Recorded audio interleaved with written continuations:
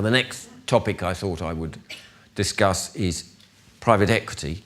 There are a number of myths about private equity that I think need puncturing, so I thought I would take on a few of the more common misperceptions. Firstly, that private equity and venture capital are the same thing. They're absolutely not. Private equity generally backs established businesses using debt and equity, normally carrying, as I say, out leverage buyouts. By contrast, venture capital provides development funding into companies, into early stage businesses, quite a lot of them technology or biotech. The private equity industry is probably 50 times the size of the venture capital industry, partly because, frankly, until recently at any rate, it had shown better returns. And this overall confusion is actually compounded by entities like the British Venture Capital Association, which in reality is almost completely dominated by private equity interests. But of course, politically, it pays the BVCA to play the venture capital card. Private equity, another myth is that private equity takes control of and runs companies. The people who actually run firms backed with private equity are usually the same people who ran the business before. I mean, private equity managers will turn up to board meetings once a month, but they are invariably non-executives who would not be able to take command even if the entire team running the operation walked out.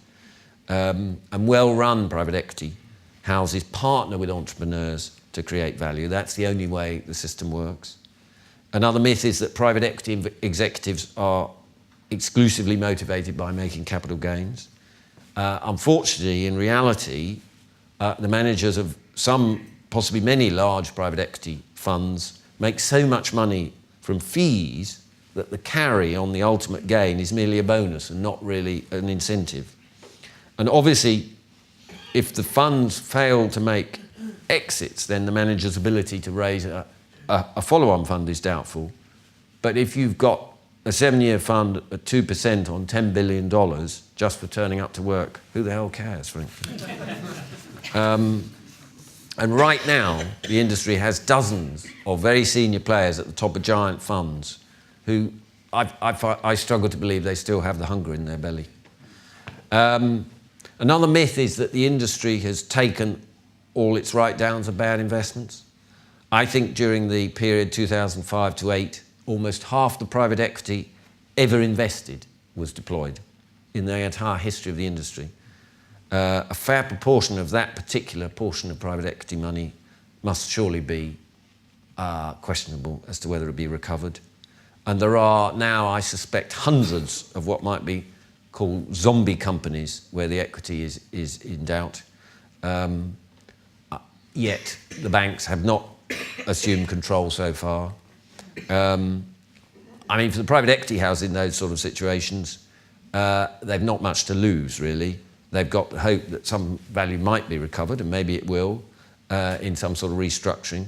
But in many cases, I fear the conclusion is inevitable because, mostly in deals that go wrong, it's 100% wipeout for the private equity owners.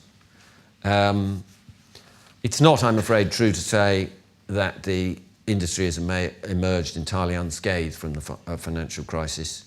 I think it's probably true to say that the private equity business is actually likely to continue shrinking in the years to come. I think the truth is that many funds have wrecked their track records thanks to the losses emerging from the deals done prior to the recession, and some will certainly never raise another fund, but they're not really prepared to admit this yet. And meanwhile, a number of the limited partners, these are the institutional backers of private equity funds, are really only now just discovering how incredibly illiquid and long-term holdings in this asset class are. And as I've said before, debt to back leverage buyouts is extremely scarce and very expensive. So the whole financial model is having to be reconsidered, and indeed, in some cases, is clearly under threat. And as I've said before, and I think this actually damages the venture capital model much more, exits via an IPO are very difficult indeed, and that damages the venture capital model because the super returns on flotation aren't necessarily possible. Personally, I think that private equity needs to get back to its roots, providing growth capital for industry, and forget about financial engineering and secondary buyouts and refinancing and all the other wizardry, some of which has unquestionably contributed to the difficulties. Private equity, another myth is that private equity is easy. Finding and executing great private investments is very hard. Decent businesses are rare, good opportunities rare, and competition is fierce. And I think only those operators who are both talented and lucky will keep producing the attractive returns.